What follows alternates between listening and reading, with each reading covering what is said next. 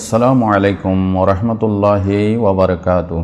আজকে একটি গুরুত্বপূর্ণ বিষয় আপনাদের সাথে আমি শেয়ার করব, আর সেটা হচ্ছে দুনিয়াতে থেকেই এমন কিছু আমল আল্লাহ নবী সাল্লাল্লাহু আলাইহি ওয়াসাল্লাম আমাদেরকে শিখিয়ে দিয়েছেন, আমাদেরকে নির্দেশনা দিয়েছেন, ছোট ছোট যে আমলগুলি করলে দুনিয়াতে থেকেই জান্নাতে গাছ রোপণ করা যায়।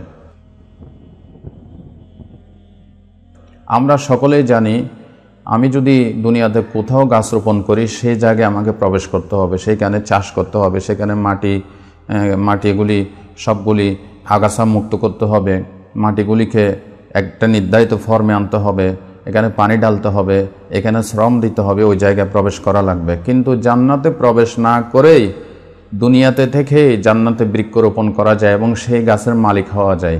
এই ধরনের ছোট্ট একটি আমল নবী করিম সাল্লাল্লাহু আলাইহি ওয়াসাল্লাম আমাদেরকে শিখিয়ে গেছেন। আমি এখন সেটাই বলছি।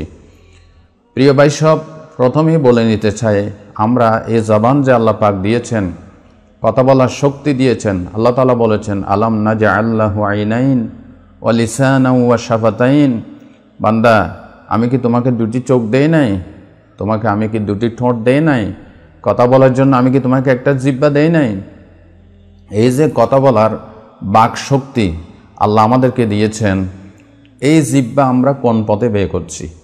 সকালবেলায় আদম সন্তান যখন ঘুম থেকে জাগ্রত হয়, নবী করিম সাল্লাল্লাহু আলাইহি ওয়াসাল্লাম হাদিস শরীফে বলেছেন, শরীরের প্রত্যেকটি অঙ্গ প্রত্যঙ্গ অনুনয় বিনয় করে জিহ্বাকে বলে, ও জিহ্বা, আমরা পুরা বডি তোমার সাথে সংশ্লিষ্ট, তুমি যেই পথে চলবে আমরাও সেই পথে চলবে। তুমি যদি বাঁকা পথে চলো, ইন ওয়াজাস্তা ওয়াজাসনা ওয়া ইন ইস্তাকামতা ইস্তাকামনা, তুমি ভালো পথে চললে আমরাও ভালো পথে চলবো, তুমি যদি খারাপ পথে চলো আমরাও খারাপ পথে চলবো। সুতরাং জিহ্বা আমরা আল্লাহর পথে যদি ব্যয় করি, ছোট ছোট কয়েকটি আমল জিহ্বা দিয়ে করতে পারি, তাহলে ইনশাআল্লাহ দুনিয়াতে বসে জান্নাতে বৃক্ষরোপণ করা যাবে এবং পরকালে মৃত্যুর পর হিসাব নিকাশের পরে ওই গাছ আপনাকে টেনে জান্নাতে নিয়ে যাবে। সুবহানাল্লাহ, সুবহানাল্লাহ। সেই আমলটি কি? ইবনে মাজার হাদিসে এসেছে, হযরত আবু হুরায়রা রাদিয়াল্লাহু তাআলা আনহু তিনি বর্ণনা করছেন, আন্নান নাবিয়্য সাল্লাল্লাহু আলাইহি ওয়াসাল্লাম মাররা বিহি ওয়া হুয়া ইয়াগরিসু গারসান। আবু হুরায়রা রাদিয়াল্লাহু তাআলা আনহু বর্ণনা করেন, তিনি নবী করিম সাল্লাল্লাহু আলাইহি ওয়াসাল্লাম একদিন তার পাশ দিয়ে চলে যাচ্ছেন, আর আবু হুরায়রা রাদিয়াল্লাহু তাআলা আনহু একটা গাছ রোপণ করছিলেন। নবী করিম সাল্লাল্লাহু আলাইহি ওয়াসাল্লাম দেখে বললেন, ইয়া আবা হুরায়রা মাল্লাজি তাগরিস। আবু হুরায়রা, তুমি কি করতেছো, কি রোপণ করতেছো? তিনি বললেন, হে রাসূল, আমি একটি বৃক্ষের চারা রোপণ করতেছি। নবী করিম সাল্লাল্লাহু আলাইহি ওয়াসাল্লাম বললেন, আলা আদুল্লুকা আলা গিরাসিন মিন হাজিহি খাইরা। আমি কি তোমাকে এমন একটি কাজ শিখিয়ে দেব না যেটা এই বৃক্ষরোপণ করার চাইতে আরও বেশি সওয়াব হবে, আরও বেশি কল্যাণকর হবে? হযরত আবু হুরায়রা রাদিয়াল্লাহু তাআলা আনহু বললেন, অবশ্যই আপনি আমাকে শিখিয়ে দেন, সে আমলটি আমাকে বলে দেন। নবী করিম সাল্লাল্লাহু আলাইহি ওয়াসাল্লাম তখন বললেন, আবু হুরায়রা, তুমি বলো, কুল সুবহানাল্লাহ আলহামদুলিল্লাহ ওয়া লা ইলাহা ইল্লাল্লাহু আল্লাহু আকবার। এরপরে নবীজি বললেন, ইন্না বিকুল্লি ওয়াহিদাতিন শাজারাতুন ফিল জান্নাহ। এই যে আবু হুরায়রা, তুমি এই যে চারটা বাক্য সুবহানাল্লাহ, আলহামদুলিল্লাহ ওয়া লা ইলাহা ইল্লাল্লাহ আল্লাহু আকবার, এই চারটি বাক্য যদি বলো, প্রত্যেকবার বলার পরপরই জান্নাতে তোমার জন্য একটা করে বৃক্ষরোপণ হবে। সুবহানাল্লাহি ওয়া বিহামদিহি সুবহানাল্লাহিল আযীম। যতবার বলবে ততগুলি বৃক্ষরোপণ হবে। তাহলে এর চাইতে ইমানদারের জন্য সহজ আমল আর কিছু হতে পারে না। এর চাইতে ইমানদারের জন্য জান্নাতে প্রবেশ করার সহজ আর কোনো পথ থাকতে পারে না। নাম্বার 1, এই আমলটি যারা করবেন, 1 নম্বরে তাদের ইমান ঠিক থাকতে হবে, তাদের ইনকাম হালাল হতে হবে। এই শর্তগুলি পূরণ হলে এই একটি আমলই আপনাকে জান্নাতে পৌঁছায় দেবে ইনশাআল্লাহ। সমস্ত আমল কবুল হওয়ার জন্য কোরআন শরীফে শর্ত দেওয়া হয়েছে ইমান। আল্লাহ তাআলা বলেছেন, মান আমিলা সলিহান মিন যাকারিন আও উনসা ওয়া হুয়া মুমিনুন ফাউলাইকা ইয়াদখুলুনাল জান্নাহ। যে ব্যক্তি পুরুষ হোক বা নারী হোক, ইমানদার হয়ে আমল করবে, আল্লাহ তাকে জান্নাতে প্রবেশ করাবেন। সুতরাং ইমানদার নরনারী, মুসলিম নরনারী, তারা যদি এই ছোট্ট আমলটি করেন, তাহলে তাদের জন্য জান্নাতে একটি করে বৃক্ষরোপণ হবে।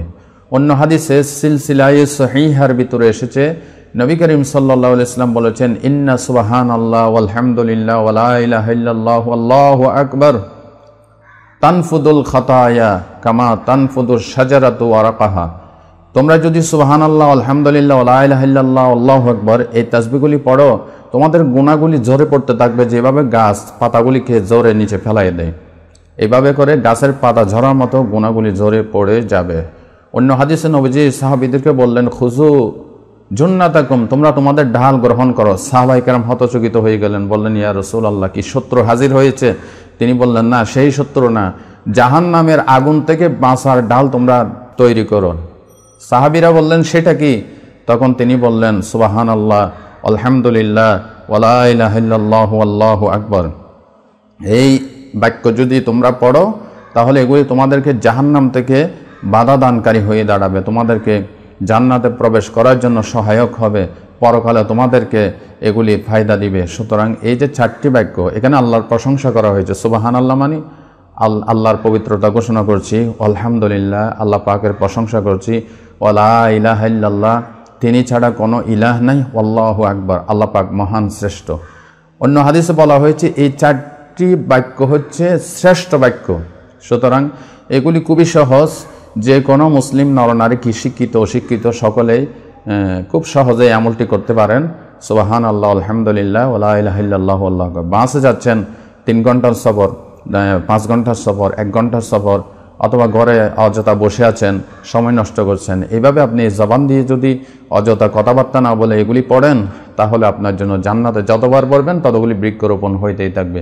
আল্লাহ সুবহানাহু ওয়া তাআলা এই ছোট্ট আমলটি করে আমাদের সকলকে পরকালে জান্নাতের ওই শ্রেষ্ঠ গাছ, যে গাছ সম্পর্কে নবীজি বলেছেন, ইন্না ফিল জান্নাতে লা শাজারাতান ইয়াসিরুর রাকিবু ফি জিল্লিহা মিয়াতু আম, জান্নাতে এমন এমন গাছ থাকবে যে গাছের ছায়ায় কোনো দ্রুতগামী সওয়ারিতে আরোহণ করে কোনো ব্যক্তি যদি পথ অতিক্রম করে 100 বছর চলে যাবে, জান্নাতের ওই গাছের ছায়া শেষ করা সম্ভব হবে না।